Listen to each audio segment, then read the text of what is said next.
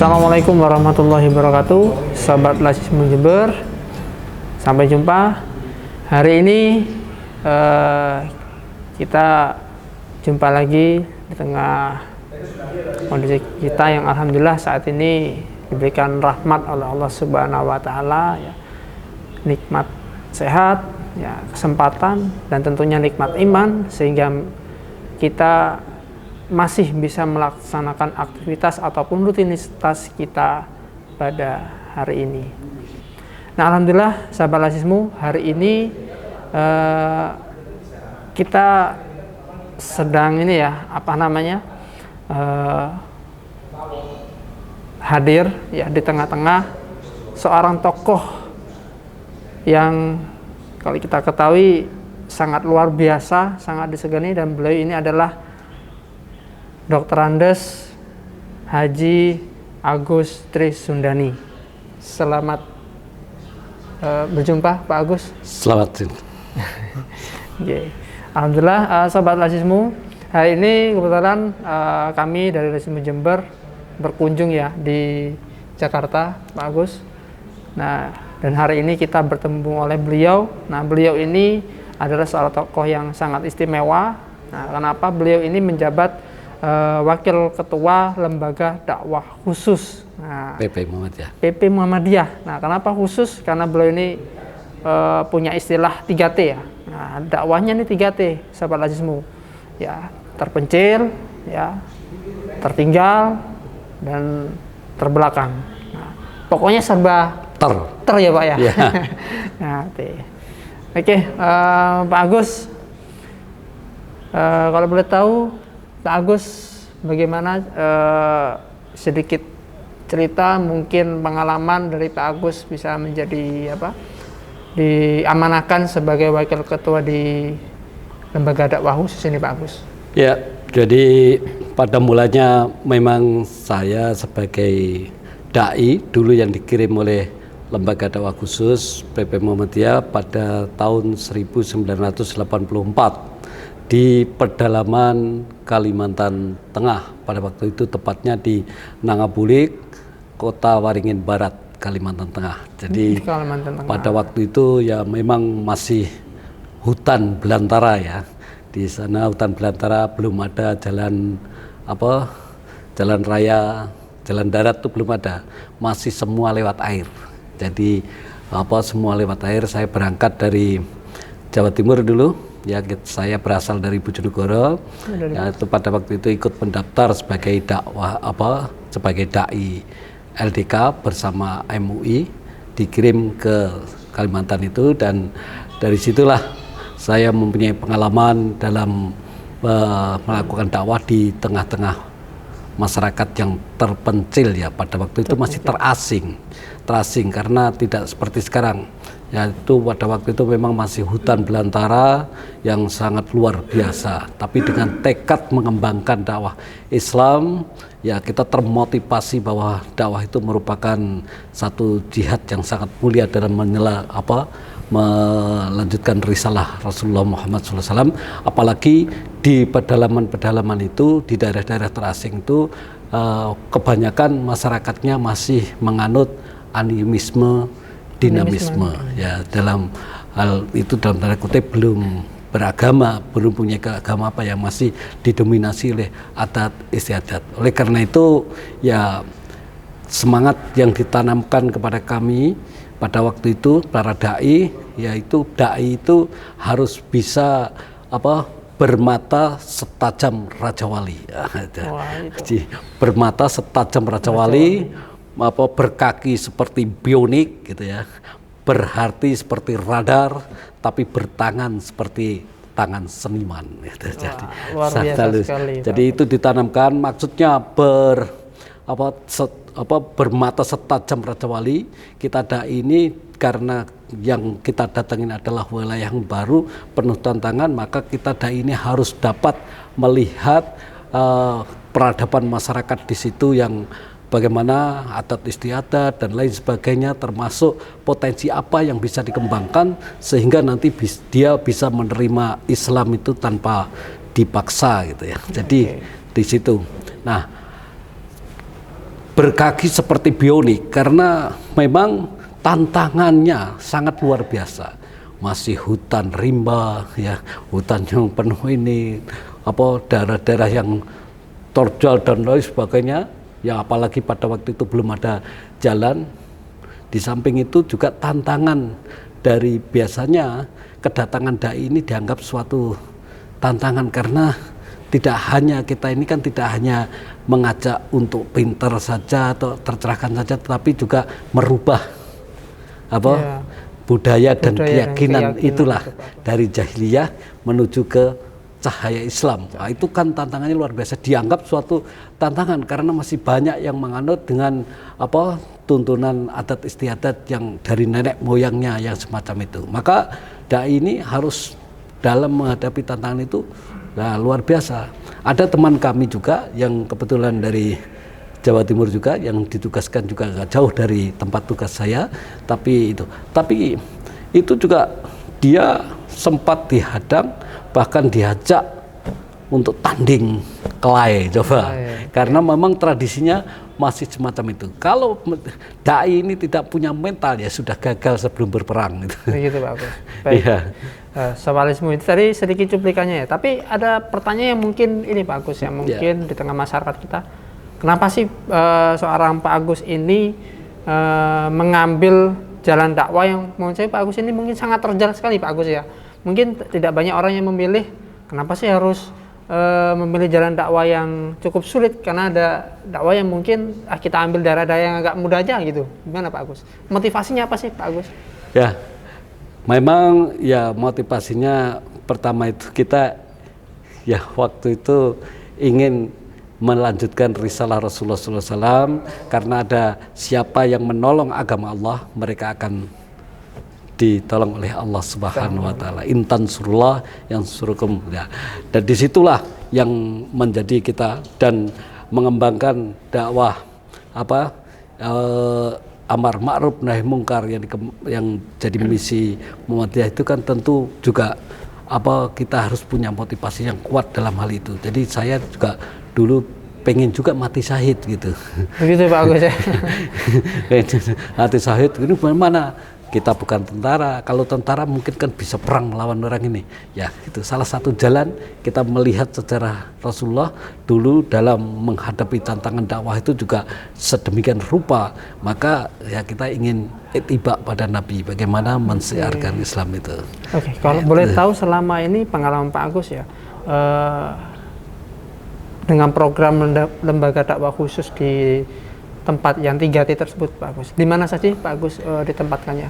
Ya, saya pada waktu itu memang juga pertama ya, saya memang tempatkan ya pertama di Kalimantan Tengah itu. Terus setelah itu saya selesai tugas itu kan diberikan tugas 2 tahun ya. Itu tahun berapa Pak Agus? Tahun 84. Tahun 84. 84 sampai 86. Biasanya setelah tugas 2 tahun itu dipindahkan ke daerah lain. Pada waktu itu kebetulan saya ditarik lagi ke pusat sini, lalu melanjutkan studi pada waktu itu untuk berdalam lagi. Dan ternyata pada tahun 91 saya kembali ke kantor PP ini dan saya bergabung di sini sehingga sampai sekarang ini. Nah, dari pengalaman itulah ya, pengalaman sebagai dai ya, maka tidak salah kalau pertama kami waktu di Jakarta ya, di PP Jakarta ini bergabung dengan Korp Mubalik Muhammadiyah Jakarta pada waktu itu ya, Korp Mubalik Muhammadiyah Jakarta pada mulai dari tahun 92 ya saya bergabung itu sampai di Korp Mubalik Muhammadiyah Jakarta. Nah, di situ memang ya tantangannya beda karena ini dakwah di pedalaman gitu, di pedalaman dengan dakwah di kota. Tapi alhamdulillah ya, karena kita semangat untuk selalu mendakwahkan Islam itulah, maka kita di mana saja ya kita harus seperti itu. Jadi itu motivasinya sebenarnya, strateginya juga agak berbeda ya kalau di daerah terpencil dengan itu. Maka pada tahun kemarin Muktamar 2000 dulu kan lembaga dakwah khusus ini kan di merger dengan Majelis Tabligh, sehingga menjadi Majelis Tabligh dan dakwah khusus. Nah, setelah di merger itu ternyata dalam pengiriman dai ke daerah-daerah terpencil agak sehingga atas permintaan dari wilayah-wilayah Muhammadiyah di seluruh Indonesia kemarin itu, sehingga dikembalikan lagi, dipisah lagi ya, yang Majelis Tabligh tetap menjadi Majelis Tabligh PV Muhammadiyah, dan lembaga dakwah khusus dihidupkan lagi jadi lembaga dakwah khusus pimpinan Pusat Muhammadiyah, LDK ya.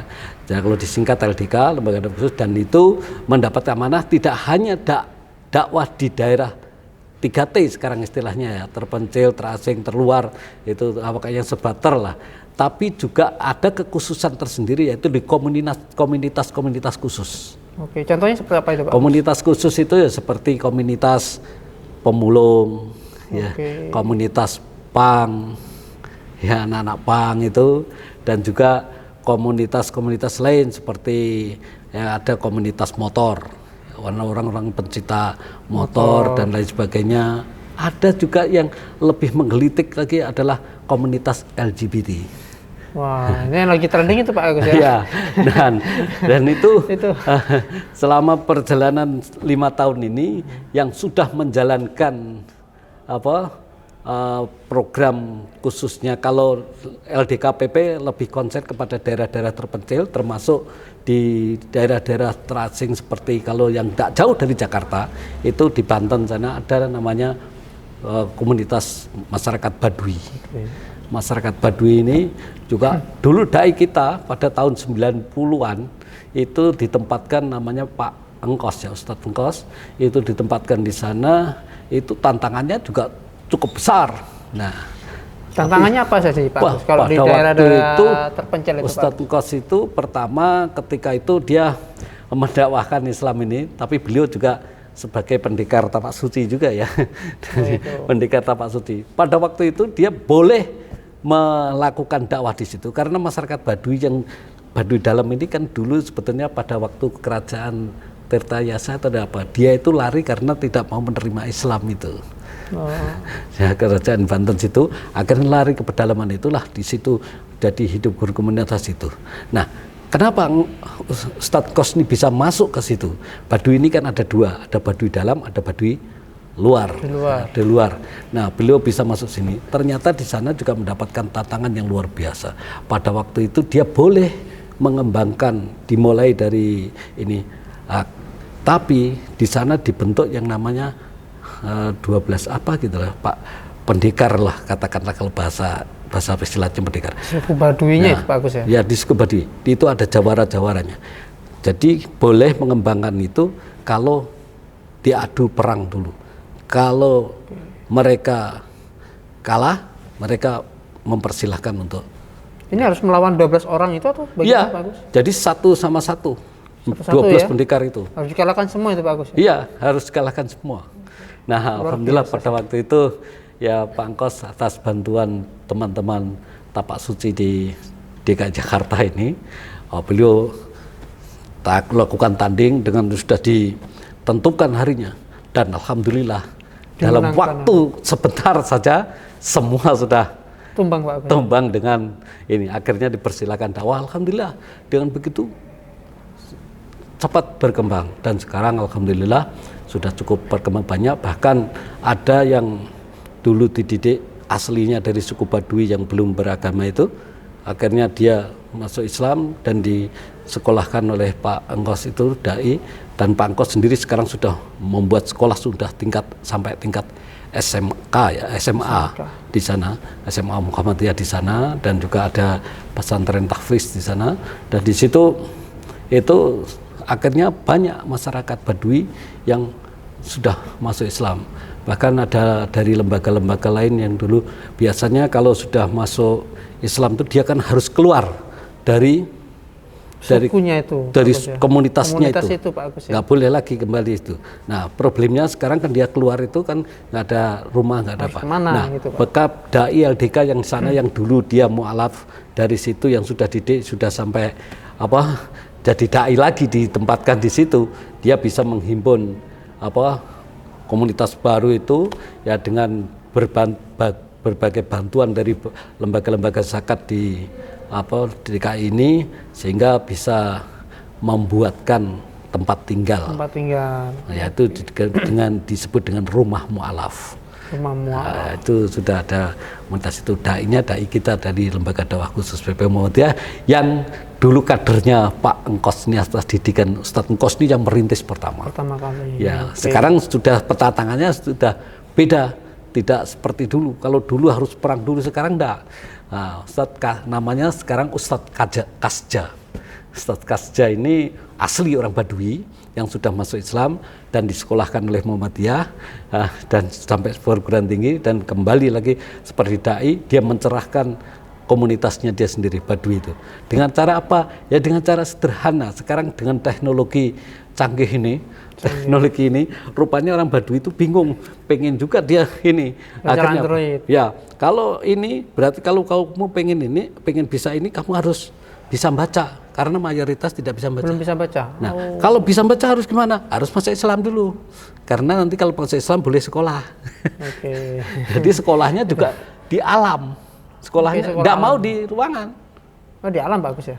Di alam. Jadi sekolahnya di sawah-sawah itu, dan alhamdulillah dengan itu akhirnya banyak yang masuk Islam, sehingga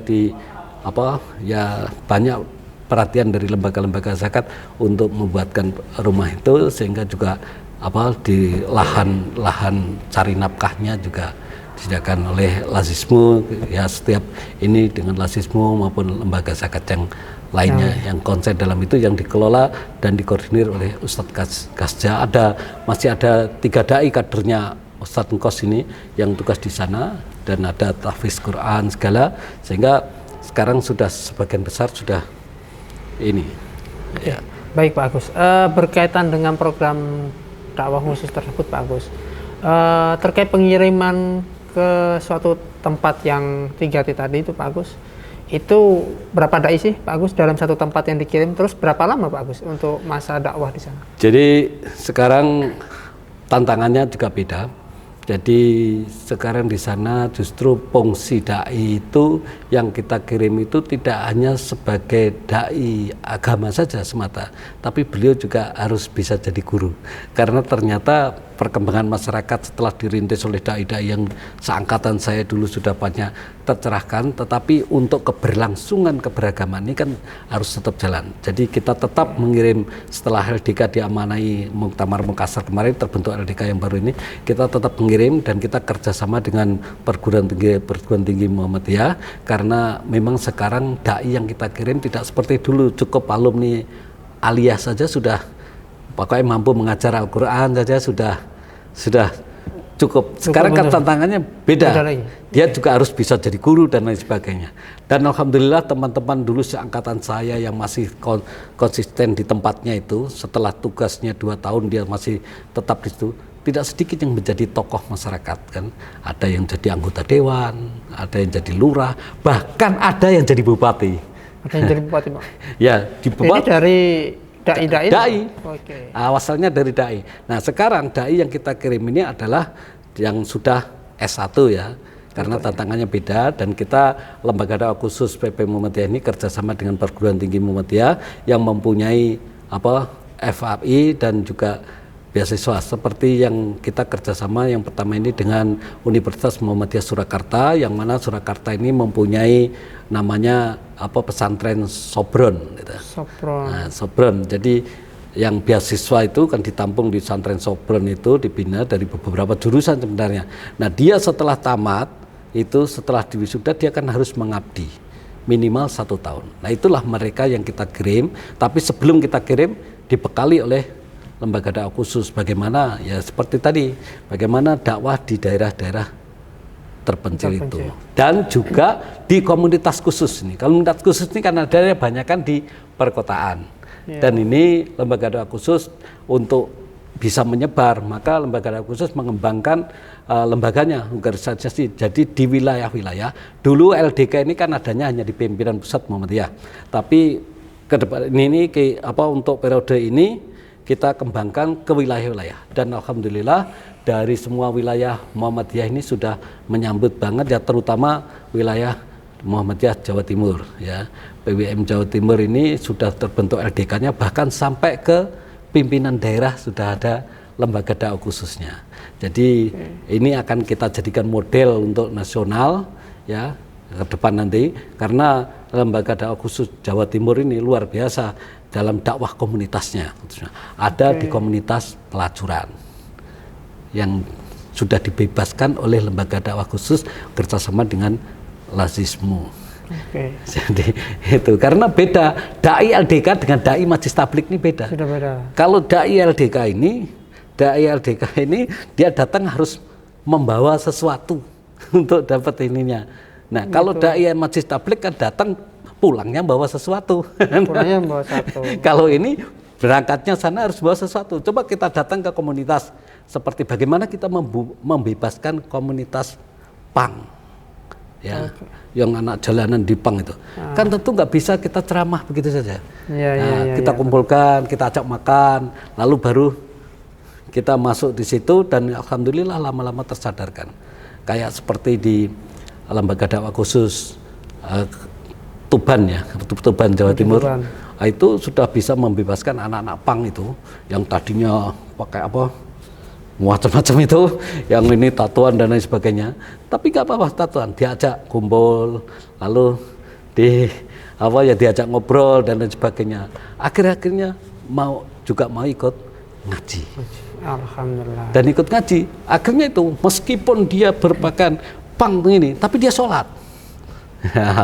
Dia sholat dan sadar keislamannya. Yang terpenting sholat dulu Pak Agus. Yang pertama sholat dulu, ikut ngaji, dapat tercerahkan, dan akhirnya juga ikut kegiatan sosial, terutama kalau Ramadan, ikut bagi-bagi takjil, sembako gitu Pak Agus ya itu ngalihkan situ. Jadi itu ya. Tadi Pak Agus ya, ini mungkin jadi pertanyaan juga Pak Agus bagi sahabat Nasimun Jember. Berkaitan tadi Pak Agus menyampaikan ada tantangan tersendiri nih Pak Agus. Nah, apa sih Pak Agus yang menjadi tantangan dakwah kita saat ini di peradaban saat ini, dakwah berkemajuan yang mungkin di tengah peradaban yang saat ini memang sangat jauh berbeda Pak Agus dengan dulu. Kalau di perkotaan, dan ini memang tantangannya tidak hanya oleh lembaga dakwah khusus saja, tetapi juga semua lembaga dakwah ini juga dai-dai ini juga mempunyai tantangan, apalagi di era sekarang, era global semacam ini dengan teknologi yang cukup canggih yang seperti ini, tentu tantangan dakwah juga semakin berat ya dalam hal ini, apalagi dengan adanya Qaswul Fikri ya, perang pemikiran yang mana sudah siapa saja bisa mengakses melalui media sosial dan lain sebagainya. Nah ini tantangan dai ke depan ini juga mulai sekarang sangat berat sekali dalam menghadapi itu. Dai juga dituntut untuk lembaga dakwah tuntut untuk menghadapi seperti hal tersebut. Maka seperti kata yang tadi saya sampaikan di awal, bermata setajam Raja Wali, bisa melihat perkembangan zaman yang seperti ini, pola apa yang harus kita lakukan dalam menghadapi ini, sehingga kita bisa terbentuk peradaban yang Islam yang berkemajuan seperti slogan Muhammadiyah itu. Jadi ini juga harus betul-betul kita terapkan tadi. Kalau tadi tantangannya seperti berkaki seperti bionik, sekarang tidak seperti bionik lagi karena tantangannya sudah berbeda. Nah, ya, jadi harus bisa bagaimana kita ini di era teknologi semacam ini, medsos luar biasa. Kita tantangannya juga harus dengan menghadapi dengan medsos juga itu. Bagaimana dai harus melek teknologi itu. Jadi tapi ini juga di samping tantangan tapi juga peluang juga sebenarnya. Nah, seperti akhir-akhir ini yang cukup viral ya, masalah LGBT. Nah, itu tantangannya juga ini karena LGBT ini bukan semata-mata penyakit ya, menurut teman-teman komunitas yang LDK yang terjun terutama ada di Pasuruan itu, yang dia memang konsen di LGBT. Okay. Ternyata pendapatnya juga sama dengan pendapat ini. Mereka ini bukan hanya sekedar penyakit sosial aja, tetapi ini juga merupakan gerakan okay. juga. Jadi pendekatannya juga berbeda. Ya. Jadi pendekatannya berbeda. Jadi yang dilakukan teman-teman LDK itu pendekatannya ada pendekatan secara pribadi, yaitu personal, karena mereka ini juga menular. Dan itu dia juga punya komunitas, dan komunitas itu terus digerakkan, disiarkan, ya terutama melalui media sosial tersebut. Nah, ini juga tantangan, tapi juga peluang. Bagaimana kita bisa menyadarkan mereka? Karena tantangannya nanti kalau ini sampai berkembang luar biasa, dan dia ini terus bekerja. Jadi kita juga harus semakin ekstra okay. dalam menghadapi itu. Berkaitan dengan tantangan yang sangat luar biasa itu Pak Agus ya, pola atau strategi apa yang persiapan yang dilakukan oleh lembaga dakwah ini Pak Agus untuk saat ini? Ya, kalau lembaga dakwah ya harus mempersiapkan dai-dainya yang juga paham dalam hal penyakit sosial, tidak hanya penyakit sosial seperti tantangan itu, tetapi juga bagaimana kita bisa mengamati perhadapan itu, lalu dengan demikian kita bisa merumuskan materi dakwah apa yang harus kita sampaikan kepada mereka yang pas gitu. Apa ada semacam pelatihan atau karantina dahulu Pak Agus? Ya, seharusnya memang harus ada, makanya lembaga dakwah khusus juga sering mengadakan pelatihan dai untuk membekali dai-dai terutama di daerah kalau kita sedang rihlah ke daerah-daerah terpencil, itu juga sekaligus melakukan pelatihan dai desa yang disebut itu. Karena sekarang serangannya tidak hanya di kota saja, di daerah-daerah pun juga sangat luar biasa, apalagi sekarang dunia medsos ini sudah masuk ke relung-relung sampai ke rumah-rumah kita kan, sampai ke rumah-rumah kita semua bisa melihat. Nah, bagaimana kita menghadapi hal tersebut?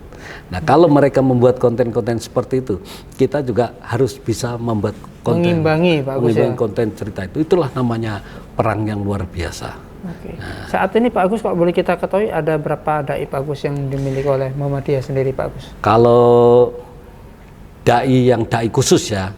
Yang dai khusus itu yang bertugas ya masih sekitar ada 50 dai ya yang masih bertugas di daerah-daerah itu. Tapi itu kan bergantian jadi ya, berselang ya, 2 tahun dia selesai, ada yang masih melanjutkan, ada juga yang baru kita munculkan itu. Jadi setiap angkatan itu ada generasinya. Nah, ya, gitu ya. Tapi kalau dai yang dakwah secara umum ya yang dimiliki Majelis Tabligh itu ya cukup besar.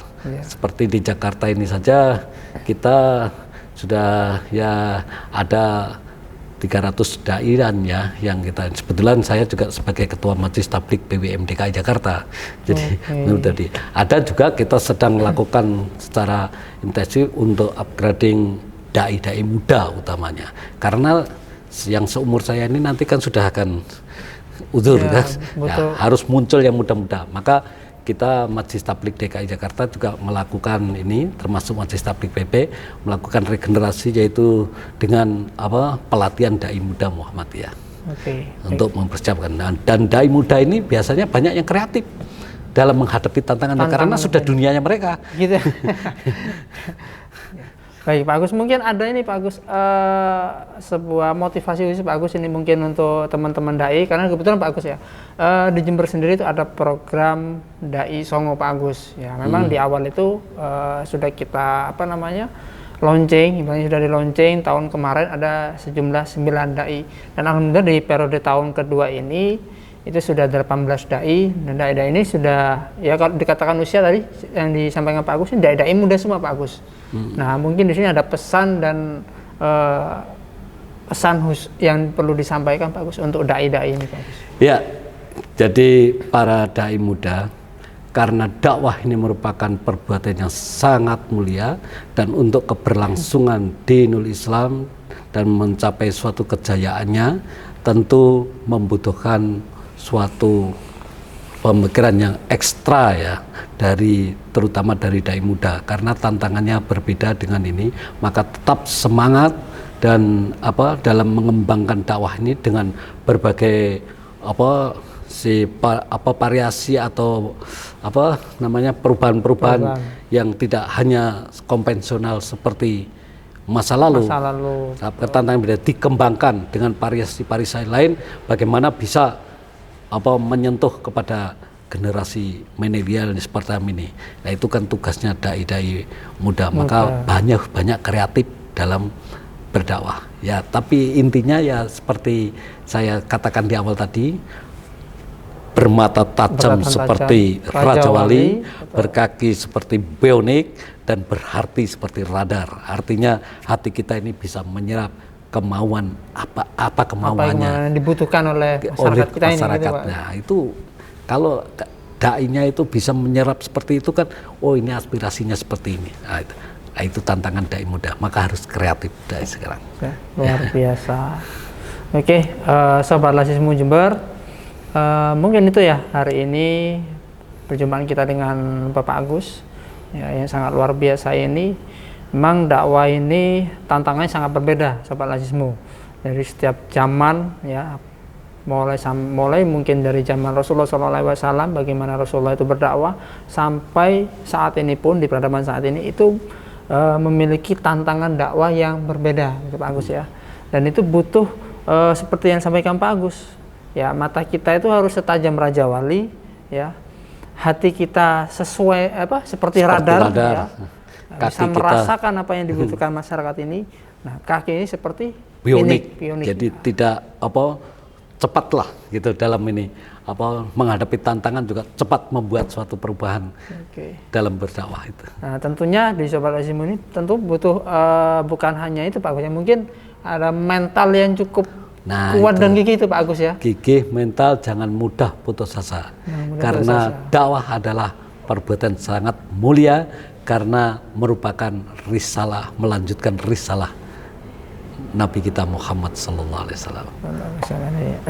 Oke, begitu Sobat Lasismu Jember, dan bagi Sobat Lasismu Jember dan seluruh masyarakat yang menyaksikan, ini adalah memang tantangan kita bersama. Nah, tentunya bagaimana kita membentengi ya, terutama di keluarga kita masing-masing, untuk selalu senantiasa berdoa serta senantiasa untuk belajar dan mendekatkan diri kita kepada Allah Subhanahu wa taala.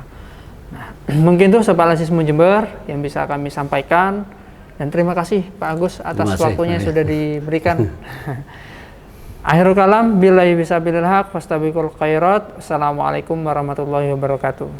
Waalaikumsalam warahmatullahi wabarakatuh.